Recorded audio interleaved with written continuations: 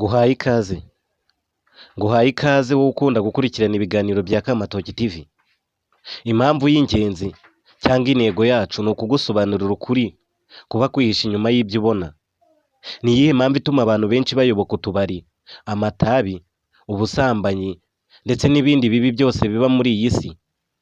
Intego y'abantu bisa nk'aho ari uguhiga amafaranga aricyo kintu kibarangaje imbere kurenza ibindi bintu, aho basigaye babirutisha urukundo. Ababyeyi bagakunda amafaranga kurenza uko bakunda abana babo, abana bagakunda amafaranga kurenza uko bakunda ababyeyi babo. Bavuga yuko Uwiteka Imana imenya ibizaba mbere yuko biba. Bisobanuye iki? Bivuze ko Imana ijya kurema urubuto rw'ikibi n'icyiza yari ibizi neza ko Adamu na Eva bazarya uru rubuto, maze irangije irarurema. Ni ikihe kintu cyaba cyarateye Imana kurema runo rubuto kandi yari ibizi neza yuko ruzaribwa, maze umuntu agatangira kuruhacyo, hagatangira kuvuka icyaha gutyo? Ese ibyo bavuga koko nibyo? Imana imenya ibintu byacu mbere yuko biba? Nguhaye ikaze, nyenetse Imana Jean Bosco. Garuka duhere muri Bibiliya mu ijambo Itangiriro. Bavuga yuko iyi si yacu iremwa cyangwa se isanzure, mbere na mbere nta kintu na kimwe cyabagaho. Yari garagisi gusa, isi itagize ikintu na kimwe kiyituyemo, icyo twakwita nk'ikirere gusa kitagize ikindi kintu kirimo. Maze Imana cyangwa se rurema mu mazina yacu, mu mazina menshi cyane: Gitare, Nyagasani, ndetse n'andi mazina abantu benshi bayitirira Allah, ndetse n'andi mazina menshi cyane ya Mungu mu rurimi rw'Igiswahili, ndetse n'andi mazina menshi cyane abantu bita Imana yabo bitewe n'amadini basengeramo. Hari abayita Yehova, abo ni abayehova. Ariko twese tugasa nk'aho duhuriye ku Mana imwe, Imana yo mu ijuru. Hari ibintu biba muri iyi si byinshi tudakunze kubonesha amaso yacu ariko bibaho. Ni nacyo kintu naje ngo dutangire gusobanuriraho. Ubundi ibi byose byatangiriye hehe? Imana yabayeho ryari? Ibaho ku bwa ryari? Icyo kintu nta n'umwe wabasha kugisubiza, kabone niyo cyabazwa umusaserodoti mukuru w'amadini cyangwa se Papa Francisco cyangwa se n'abandi bapapa bariho, nta n'umwe wabasha gusubiza kino gisubizo. Nguhaye ikaze, icyo nagushishikariza ni ukumva kino kiganiro kandi ntuze gutarutsa. Tuzajya tubanira mu biganiro nk'ibi ngibi by'iyobokamana buri wa gatatu ndetse na buri wa kane. Reka dutangire kino kiganiro. Nuko mu ijambo Itangiriro umurongo waho wa mbere ibice 5 haravuga hati: nuko Uwiteka abona yuko iyi si itakwiriye kubaho gutyo, cyangwa iyi garagisi itakwiriye kubaho kuno, maze Imana itangira kurema. Ubwa mbere na mbere Imana yaremye isi. Irema isi, irongera irema ijuru n'ibindi bintu byose bituye ku isi. Maze ibi byose bikimara kubaho, Imana ibona ko iyi si idakwiriye kubaho guno gusa. Niko guhita irema umuntu. Umuntu wagombaga kuzaba muri iyi si yari yararemwe n'Uwiteka. Iyi si bavuga yuko yari itunzwe n'imbuto nziza gusa, ari muri Edeni. Nk'uko bivugwa, iyi si yacu yahoze ari isi nziza, isi itunzwemo n'imbuto, utuguruka twiza, utunyabuzima twiza. Isi yari iy'amahoro, itarazamo iyi misozi tubona. Nuko Imana irema Adamu na Eva. Yabanje kurema Adamu, nuko mu ijoro rindi ibona ko Adamu adakwiriye kubaho wenyine, kuko yabonaga yuko yigunze, maze isinziriza Adamu, imukuramo urubavu, imuremera Eva, aza kuba nk'umufasha wagombaga kubana na Eva na Adamu muri buno buzima, muri iyi Edeni. Bavuga yuko bamaze igihe kinini cyane babana ahangaha, ariko bakaba barabanye nta mwana n'umwe bari babyarana. Bavuga yuko hari urubuto rukomeye cyane rwari ruteye muri iyi jaride cyangwa muri buno busitani bwa Edeni. Uru rubuto bavuga yuko Imana yari yararubujije Adamu kuzaruryaho. Ese ni iki cyaba cyaratumye Imana irema imbuto zose zikemererwa kuribwa, maze ikongera ikarema n'urundi rubuto rutaribwa? Ubundi akamaro ka runo rubuto kari akahe mbere yuko ruremwa? Uru rubuto cyangwa se uru rurabo, ariko reka tudwite urubuto nk'uko muri Bibiliya byanditse. Ubundi bavuga yuko runo rubuto rusobanuye ikibi n'icyiza. Ariko nanone bavuga yuko Satani mbere yuko amanukira iyi si dutuye yabaga mu ijuru, ndetse yari n'icyegera gikomeye cyane cy'Imana Data. Bivuze ngo hari amasezerano ashobora kuba yarahawe Satani, ndetse hari amasezerano ngo akomeye ashobora kuba yaragiranye n'Imana. Bisobanuye runo rubuto uru rubuto rwari ruri hano ari nk'ifirimbi ishobora kuvugwa maze umukino ugatangira, aho mu isi buri wese yari agiye gutangira gushaka abayoboke biwe bazamukurikira hagati y'Imana na Satani, maze Imana ihera ko ireka kwica abantu cyangwa se ireka kubahitishamo kuyikunda gusa, ahubwo ishyira hagati amahirwe abiri, baba abakunda Satani n'abakunda Imana, ukajya mu murongo ushaka ariko nyuma nanone ukazahemberwa ibyo wakoze cyangwa se ukazahemberwa umurongo wakurikiye. Ibi ngibi ndahamya nashidikanya ko ari ukuri. Uru rubuto rero rwari rukubiyemo amasezerano yagiranywe n'Imana na Satani yuko nibamara kurya runo rubuto ifirimbi izabivuze maze umukino ugatangira. Nibyo koko niko kuri, niko byagenze. Adamu na Eva akimara kurya kuri runo rubuto imiruho yaratangiza mu isi, maze Uwiteka atangira kuvuma Adamu na Eva, ibintu bitangira gutyo.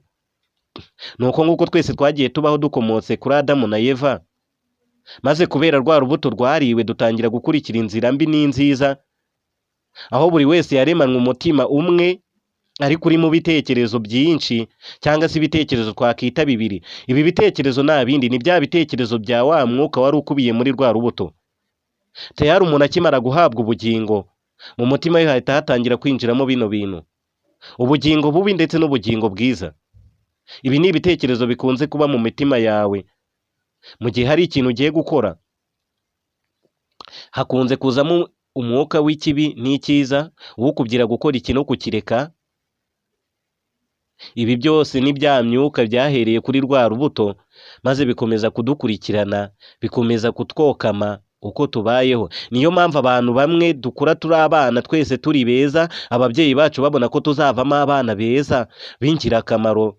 Nta mubyeyi n'umwe urera umwana azi ko azavamo ikirara cyangwa ngo amuhombere.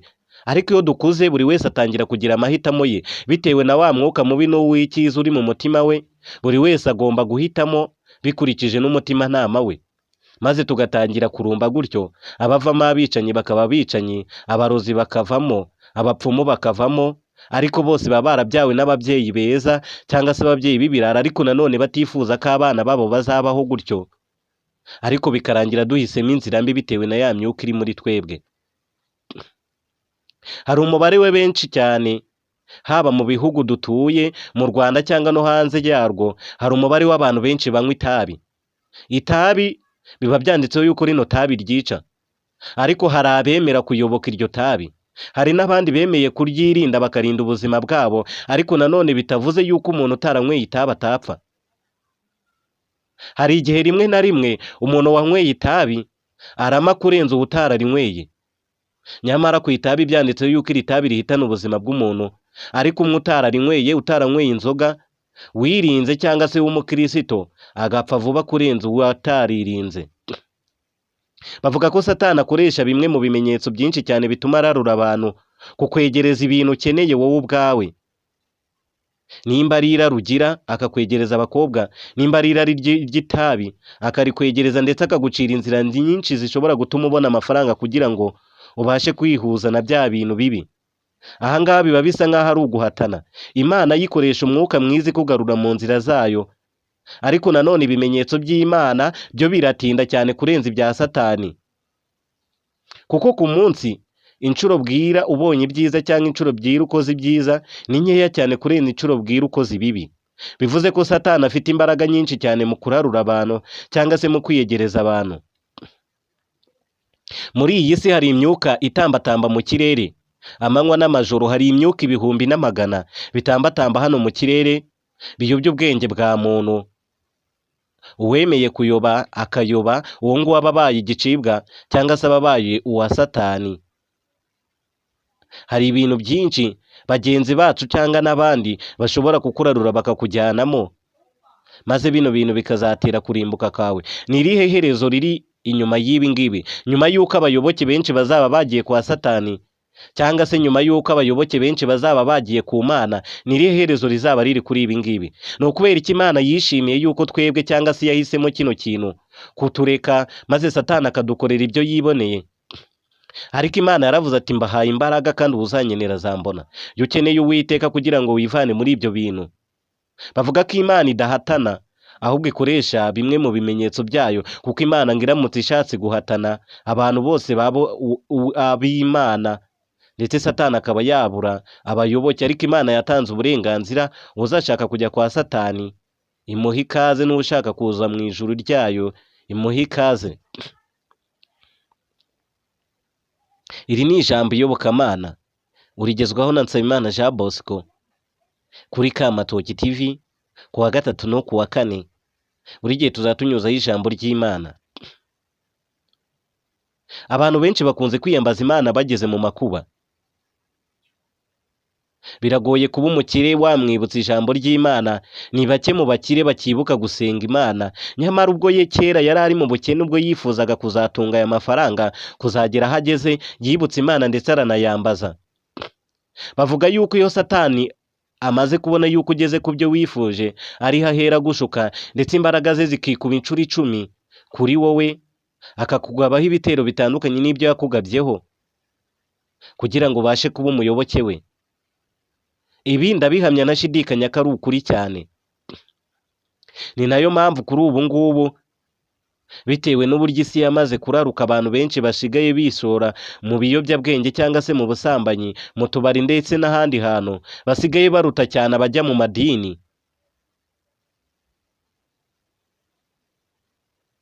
Nimba Adamu na Eva ari bo bariye rino tunda, kuki atari bo gusa byagezeho ingaruka, ahubwo bikagira ingaruka ku bantu babakomotseho?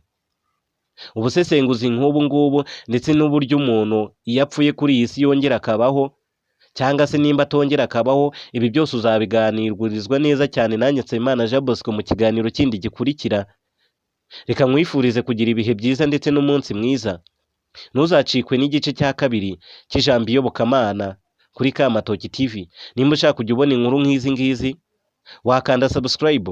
Reba akajambo kari hirya mu kuboko kw'iburyo gahera kanditseho subscribe, ugakandeho, urahita ubona akantu gafite amatwi kameze nk'inzogera yo kwa padiri, bakita notification mu rurimi rw'icyongereza.